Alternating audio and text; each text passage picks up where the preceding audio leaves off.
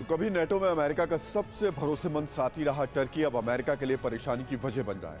पिछले 2 सालों से टर्की और अमेरिका के बीच रूस को लेकर तनातनी है, लेकिन अब टर्की और अमेरिका के बीच जंग के आसार बनने शुरू हो गए हैं। इसकी वजह बना है सीरिया।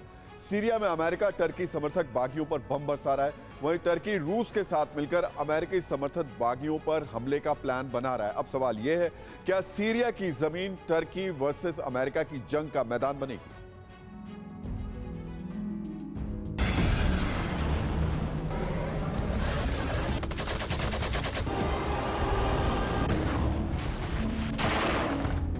जंग का मैदान नया है, ऑपरेशन नया है, अमेरिका का दुश्मन नया है, लेकिन युद्ध वैसा ही, कोहराम यूक्रेन जैसा ही, तबाही यूक्रेन जैसी ही।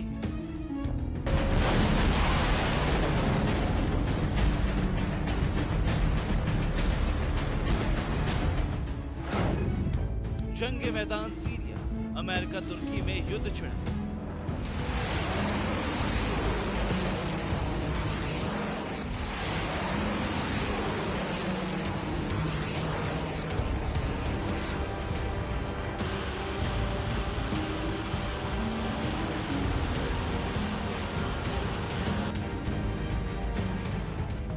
सीरिया के आसमान में अमेरिका के अटैक हेलीकॉप्टर मंडरा रहे, चुन चुनकर टारगेट को निशाना बनाया जा रहा है, चुन चुनकर दुश्मनों को ढेर किया जा रहा है। आसमान से ताबड़तोड़ बम बरसाई जा रही। तुर्की समर्थक सीरिया के विद्रोहियों ने ऐसा ही दावा किया है।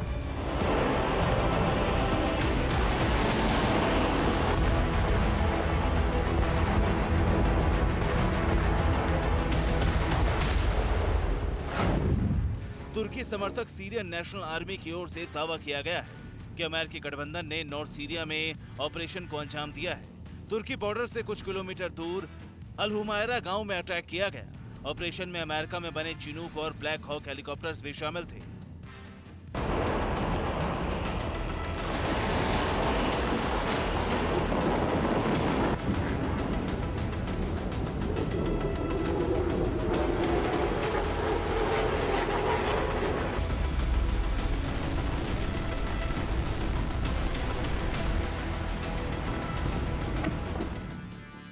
दावा है कि इस इलाके में सीरियन नेशनल आर्मी के कंट्रोल के बाद पहली बार इस तरह की कार्रवाई की गई। बाइडेन सेना की अगुवाई में इस ऑपरेशन को सीरिया में अंजाम जरूर दिया गया, लेकिन टारगेट पर है तुर्की। टारगेट पर है तुर्की समर्थक सीरिया के विद्रोही। तो क्या अमेरिका ने तुर्की के खिलाफ युद्ध का बिगुल फूंक दिया है?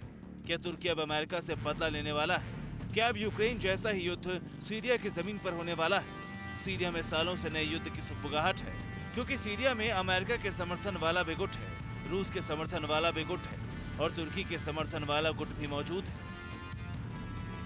सीरिया में एक्टिव कुर्द विद्रोही हमेशा से तुर्की के टारगेट पर रहे हैं, लिहाजा कुर्द विद्रोहियों की वजह से भी अमेरिका और तुर्की सीरिया में आमने सामने है। अमेरिका की अगुवाई में पहले भी सीरिया में एक्शन हो चुका है। उत्तरी सीरिया में अटैक हेलीकॉप्टर और ड्रोन स्ट्राइक से पहले भी अमेरिका तुर्की की टेंशन बढ़ा चुका है।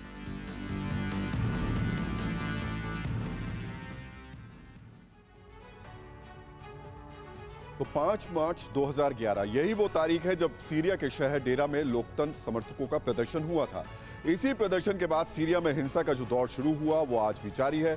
11 सालों से सीरिया जंग की आग में जल रहा है। इस जंग में अमेरिका और टर्की भी शामिल है। पहले हम आपको सीरिया की जमीनी हकीकत बता देते हैं। सीरिया में एक पक्ष असद सरकार का है। असद सरकार को रूस का समर्थन है। ईरान भी असद सरकार का समर्थन करता है। सीरिया में दूसरा पक्ष असद विरोधियों का है। इन बागियों को अमेरिका, ब्रिटेन और फ्रांस का समर्थन है।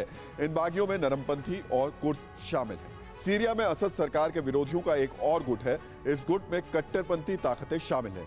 टर्की और अमेरिका दोनों सीरिया में असद सरकार के खिलाफ बागियों की मदद कर रहे हैं, लेकिन दोनों में सीरिया को लेकर टकराव है।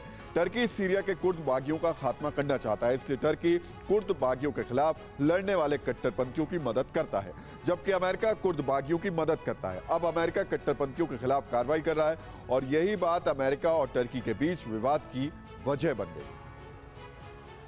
सीरिया में मजबूत होते कुर्दों से टर्की को इतनी नफरत है कि टर्की ने रूस को साथ मिलकर सीरिया में कुर्दों के खिलाफ अभियान चलाने का ऑफर चंद दिन पहले ही दिया था।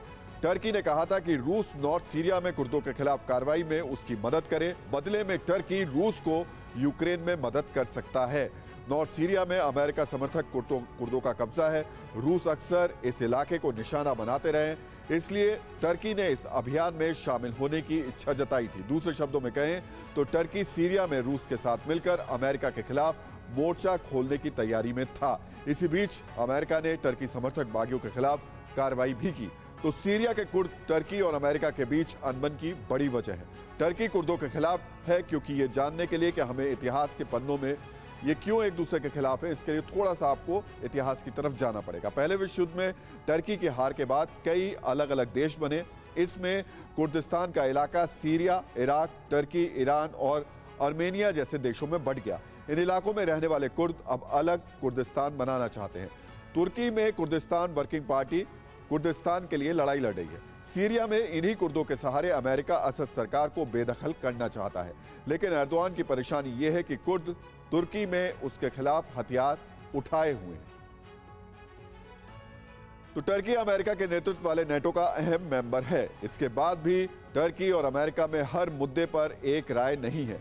रूस से संबंधों को लेकर टर्की और अमेरिका अक्सर आमने सामने रहते हैं। आपको बता दें कि रूस यूक्रेन जंग में भी टर्की और अमेरिका के बीच रिश्ते तल्खी भरे रहे। अमेरिका रूस की हार तक जंग में यूक्रेन की मदद की बात कर रहा है, वहीं टर्की लगातार जंग खत्म करने के लिए रूस और यूक्रेन के बीच बातचीत की पहल कर रहा है। नाटो का सदस्य होने के बाद भी टर्की ने रूस पर सख्त पाबंदियां नहीं लगाई। टर्की ने यूक्रेन को TB2 ड्रोन दिए हैं, लेकिन वो नाटो के दूसरे देशों की तरह यूक्रेन को और हथियार नहीं दे रहा है। यूक्रेन की मांग के बाद भी टर्की ने ब्लैक सी में रूस की नेवी पर कोई रोक नहीं लगाई। टर्की फिनलैंड और स्वीडन के नाटो में एंट्री का भी विरोध कर रहा है। इतना ही नहीं, रूस से एयर डिफेंस सिस्टम S-400 की खरीद को लेकर भी अमेरिका और टर्की में तनातनी रही है। अमेरिका ने रूस के S-400 की खरीद को लेकर टर्की पर बैन भी लगाया था। तो सीरिया में अमेरिका ने टर्की समर्थक बागियों पर जो कार्रवाई की है, उसकी वजह कहीं ना कहीं यूक्रेन जंग में रूस पर टर्की का नरम रुख भी है। अमेरिका टर्की की यह अनबन सीरिया को नया बैटलफील्ड बना देगी। जैसे ही हम आपको पहले बता चुके हैं कि सीरिया 11 साल से आग की जंग में जल रहा है, अब सीरिया में और तबाही होगी। यहां हम आपको सीरिया पर छोटी सी जानकारी भी देना चाहते हैं।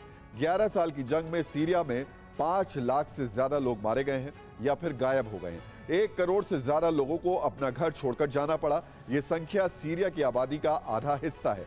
सीरिया की 90% आबादी गरीबी रेखा से नीचे चली गई है। तबाही के कारण सीरिया में सिर्फ 50% अस्पताल ही काम कर रहे हैं। बमबारी के कारण आधा सीरिया करीब तबाह हो चुका है।